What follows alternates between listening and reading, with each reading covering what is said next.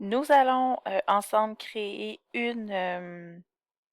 un objet 3D étape par étape dans Tinkercad. Donc, ce tutoriel vise vraiment à vous rendre le plus autonome possible avec le logiciel, de façon à ce que vous soyez capable de travailler de la maison pendant l'enseignement virtuel. La première étape, c'est de se rendre sur tinkercad.com et de vous connecter. Donc, vous allez vous connecter et vous allez en fait vous connecter avec votre adresse email ou nom d'utilisateur. Moi, je suis déjà connectée. Vous, ça va vous demander de mettre votre pseudonyme, ce que vous avez choisi en classe, et le mot de passe que vous avez choisi qui devrait être celui de Teams. Voilà, mon mot de passe est déjà entré. OK. Quand vous arrivez dans Tinkercad, l'interface devrait ressembler à ceci. Vous devriez avoir vos conceptions, vos projets qui sont ici. Ça, c'est celui que je vous ai montré dans le premier tutoriel. Et vous devriez être en mesure de créer une conception. Vous allez cliquer là-dessus. Et vous arrivez dans un plan de construction vide avec absolument rien de fait. Vous allez commencer par changer le nom qui est attribué automatiquement. Vous allez mettre empreinte avec votre nom. Donc, vous voyez, moi, je vais mettre Chanel, empreinte Chanel. Vous mettez empreinte et votre prénom. Ce que vous allez faire ensuite, bon, vous allez vous installer correctement avec votre plan de travail là, pour être confortable pour travailler. Moi, je vais zoomer un petit peu. OK. Donc, on va intégrer notre règle tout de suite, ça va être fait. Et on va venir voir ensuite les différentes formes qui sont disponibles dans Tinkercad. Donc, il y a beaucoup de choses qui sont disponibles. Vous avez ce qu'on appelle les formes simples. Donc, la boîte, le cylindre, la sphère, le cône, le toit arrondi, etc., etc. Vous pouvez prendre le temps de toutes les observer, jouer un petit peu avec, voir quelles sont les possibilités. Vous avez aussi différentes choses. Donc, dans les caractères, vous voyez, il y a différentes choses. La moustache que j'avais dans le premier, elle se trouve ici. Donc, il y a vraiment plusieurs formes possibles à intégrer. Moi, je vais rester dans les formes simples. On va aller voir texte et nombre, juste se donner une idée. Donc, vous voyez, vous pourriez même mettre du texte, vous pourriez mettre une lettre, vous pourriez écrire quelque chose dans votre empreinte. Je vais rester dans forme simple et on va commencer par intégrer une boîte. La boîte, c'est la première chose qu'on veut parce que la forme plate de notre empreinte qui est carrée, ben on doit venir la fabriquer. Là, on est 2 cm partout. Là. 2 cm partout. Nous, ce qu'on veut, c'est avoir 2 mm, 2 ou 3 mm de hauteur. Donc, vous devez vraiment venir la descendre. Et regardez le chiffre qui bouge là. C'est celui-là qu'on suit là. C'est ce chiffre-là ici qu'on suit. Donc, vous allez descendre jusqu'à ce qu'on soit à 3 mm. Voilà. Donc, ça commence à ressembler au carré que j'avais là dans le premier. Si on va voir, je regarde ma forme, 2 cm par 2 cm, 3 mm de hauteur. C'est parfait, c'est ce qu'on veut.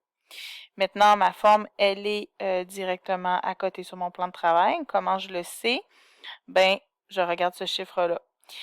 Sachez aussi que si vous voulez changer les dimensions, vous pourriez les écrire avec votre clavier. Donc, si je mets 6.00, ben regardez, elle monte tout de suite.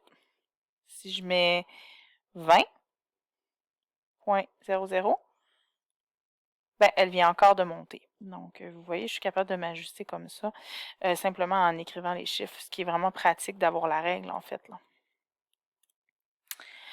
Donc, vous pouvez soit les écrire à la main ou les changer là, avec les petites flèches que vous voyez ici.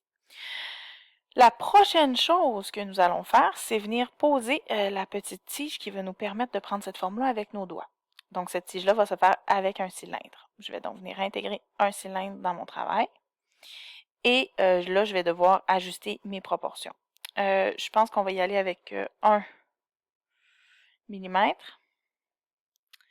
par 1 mm. Et voilà, on a une petite tige, un par un. Et la hauteur, on va la laisser de 2 cm. Ce que je vais faire maintenant, c'est que je vais venir mettre cette petite tige-là à l'intérieur de mon travail. Là, ce serait pratique de changer de vue pour être capable de voir là, si je la mets au centre ou le plus au centre possible en tout cas. Là. Puis voilà. Ça m'apparaît quand même assez centré. On va regarder ce que ça donne. Ouais, ça a de l'allure. OK. Maintenant, par contre, il y a une chose qui est importante à considérer, c'est que mes deux formes, là, c'est deux formes différentes. Fait que si je me mets à bouger, qu'est-ce qui arrive? Ils sont pas fusionnés ensemble. Puis ça, je veux pas ça. Moi, je veux avoir des formes qui vont être fusionnées ensemble parce que je veux les imprimer en un morceau, puis je vais être capable de les bouger en un morceau aussi. Ce que je vais faire, c'est que je vais sélectionner mes formes. Pour ce faire, je dois cliquer sur ma souris et sélectionner l'ensemble de la forme. Regardez le carré que je fais, là, je sélectionne l'ensemble de la forme.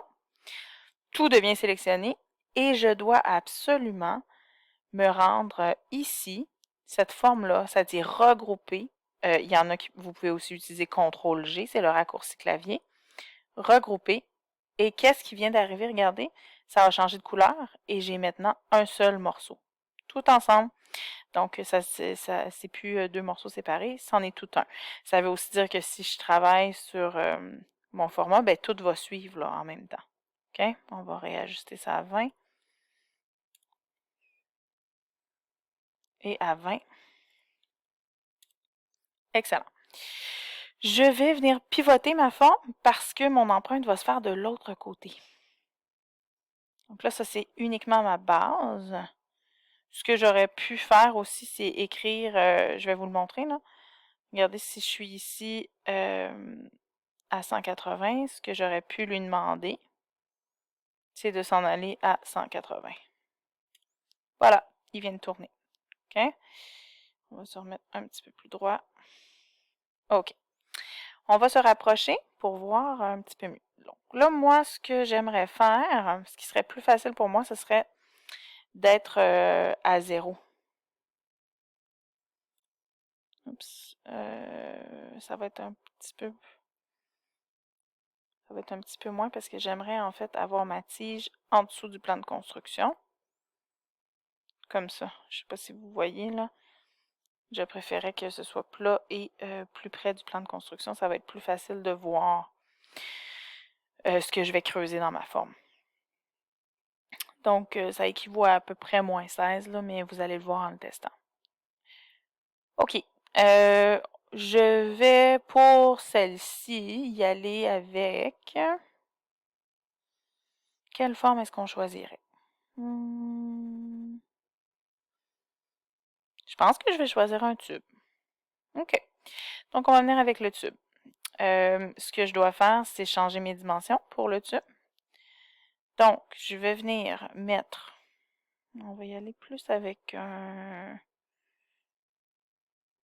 3 par... Oups, par 3. OK. Donc là. Oups.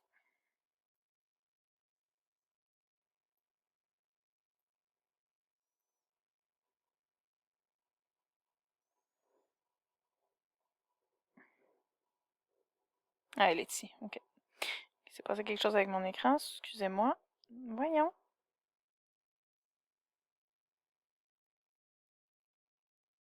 OK. On sélectionne la forme et on va la bouger juste ici.